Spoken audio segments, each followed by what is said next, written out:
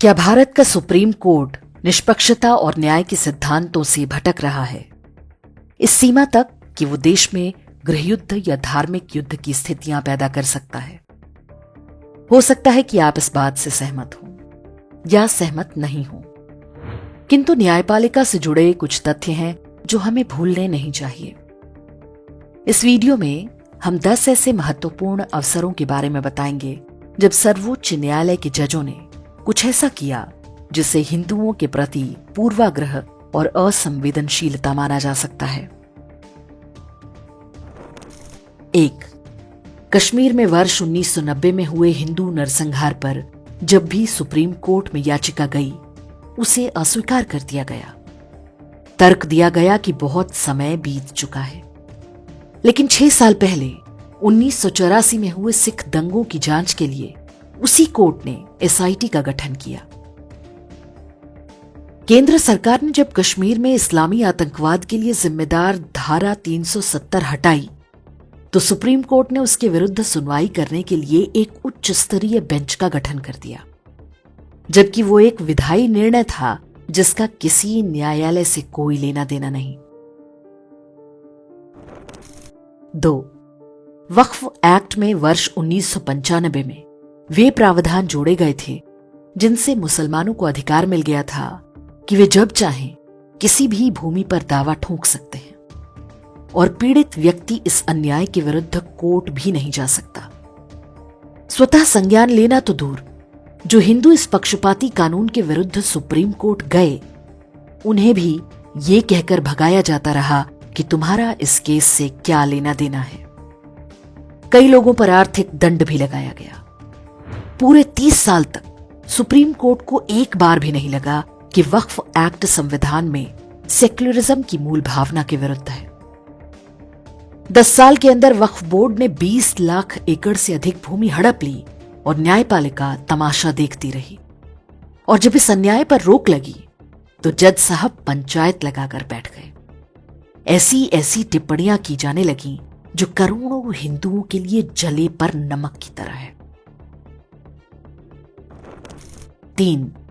Supreme court बहुत ठसक के साथ कहता है कि भारत सेक्युलर देश है, लेकिन वर्ष 2012 में जब हिंदू मंदिरों पर सरकारी नियंत्रण का मुकदमा पहुंचा तो उसे सांप सूंघ गया। 1 दशक से अधिक समय तक याचिका पर कुंडली मारकर बैठने के बाद कह दिया कि याचिकाकर्ता को हाई कोर्ट जाना चाहिए, जबकि इसी देश में सरकारी सब्सिडी पर हज यात्राएं चलती रहीं, लाखों मौलवियों को टैक्स पेयर के पैसे से वेतन दिया जाता रहा, एएमयू और जामिया जैसे तथा कथित अल्पसंख्यक विश्वविद्यालयों और मदरसों को सरकारी खजाने से करोड़ों का फंड दिया जाता रहा, मंदिरों में हिंदुओं के चढ़ावे के पैसे चर्च और मस्जिदों को बांटे जाते रहे, लेकिन एक बार भी सुप्रीम कोर्ट को धर्मनिरपेक्षता की चिंता नहीं हुई। एक साधारण सा तर्क सर्वोच्च न्यायालय के खानदानी जजों के पल्ले नहीं पड़ा कि यदि भारतीय राज्य धर्मनिरपेक्ष है तो वो हिंदू मंदिरों को नियंत्रित कैसे कर रहा है। हास्यास्पद बात ये कि वक्फ एक्ट पर सुनवाई करते हुए चीफ जस्टिस संजीव खन्ना उसकी तुलना हिंदू मंदिरों के बोर्ड से करने लगे। 4. कांग्रेस सरकार ने वर्ष 2009 में शिक्षा का अधिकार यानी राइट टू एजुकेशन नाम से ऐसा कानून बनाया जो हिंदुओं द्वारा संचालित स्कूलों को बाध्य करता है कि वे 1/4 सीटों पर गरीब बच्चों को मुफ्त में पढ़ाएं। लेकिन मुसलमानों या ईसाइयों के स्कूलों को इससे छूट दे दी गई। हिंदुओं के लिए स्कूल चलाना महंगा हो गया, उन्हें फीस बढ़ानी पड़ी। फीस कम होने के कारण हिंदू माता पिता भी अपने बच्चों को मुसलमानों या ईसाइयों के स्कूलों में भेजने को विवश होने लगे। हजारों की संख्या में हिंदुओं के स्कूल बंद हो गए। कुछ के संचालकों ने धर्मांतरण करके अपने स्कूलों को बचाया। हिंदुओं ने आरटीई एक्ट को सुप्रीम कोर्ट में चुनौती दी, लेकिन न्याय नहीं मिला। उस समय तक यह स्पष्ट हो चुका था कि सोनिया गांधी ने भारत को ईसाई देश बनाने के लिए राइट टू एजुकेशन एक्ट बनवाया है, लेकिन सर्वोच्च न्यायालय को एक बार भी नहीं लगा कि इससे सेक्युलरिज्म को कोई खतरा है। 5. हेट स्पीच को लेकर सुप्रीम कोर्ट का रवैया उसके पक्षपाती चरित्र का सबसे बड़ा सबूत है। 28 अप्रैल 2023 को सुप्रीम कोर्ट ने आदेश दिया कि यदि हेट स्पीच की कोई घटना होती है तो राज्य सरकारों को तुरंत एफआईआर करनी होगी, चाहे कोई शिकायतकर्ता हो या ना हो। यदि इसमें देरी होगी तो राज्य सरकार पर अवमानना का केस चलेगा।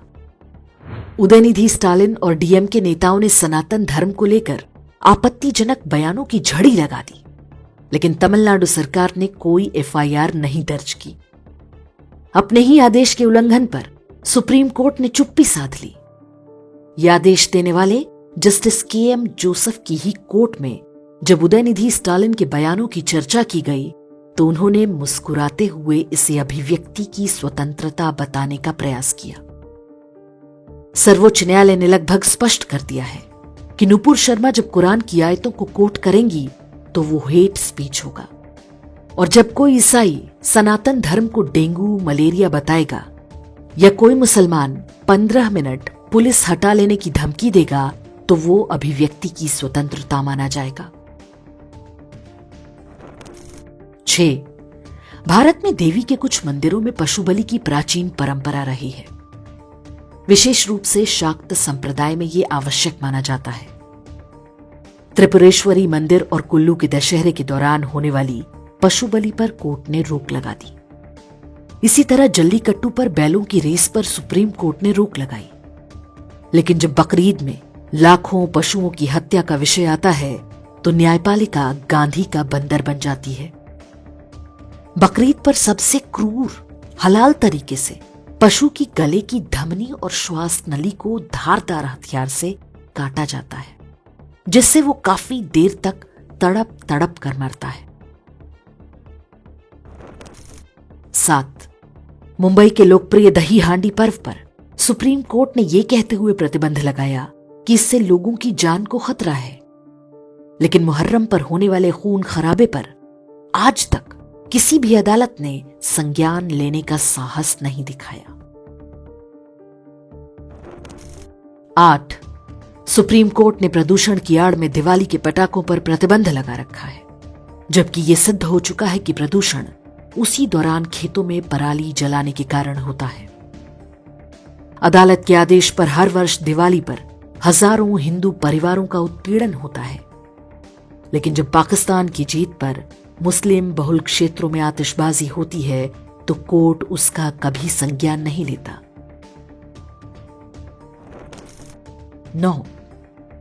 अयोध्या राम मंदिर केस, जिसे हिंदू अपनी बड़ी न्यायिक जीत मानते हैं, उसी निर्णय में सुप्रीम कोर्ट ने 1991 के प्लेसेस ऑफ वर्शिप एक्ट को सही बता दिया, जबकि अयोध्या को शुरू से ही इससे बाहर रखा गया था।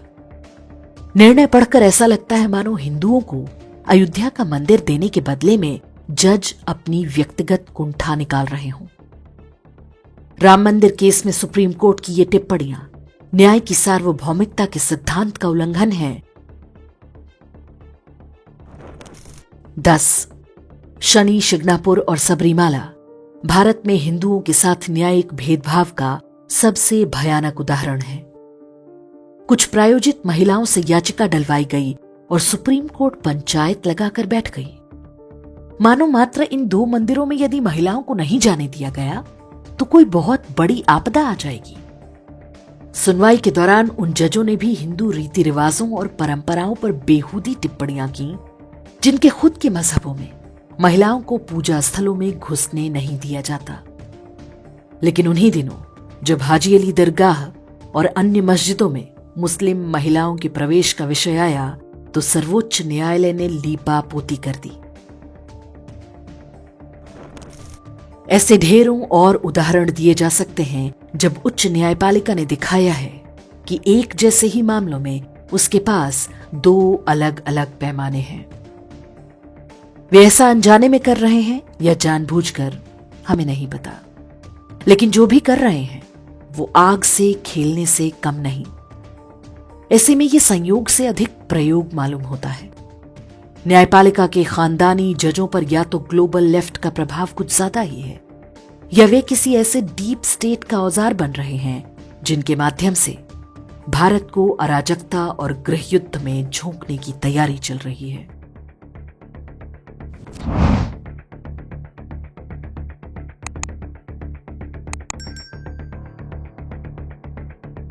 इंडेक्स ऑनलाइन के वीडियो समाज को समर्पित हैं। आप इनको डाउनलोड करके जैसे चाहे वैसे प्रयोग कर सकते हैं। चाहे तो आप हमारे टेलीग्राम चैनल से जुड़ सकते हैं। वहां सारे नए पुराने वीडियो आपको मिल जाएंगे। हमारे सोशल मीडिया लिंक हर वीडियो के डिस्क्रिप्शन में होते हैं। हमारा एकमात्र उद्देश्य हिंदू समाज को जागृत और एकजुट करना है। इसमें सहभागी बने। धन्यवाद।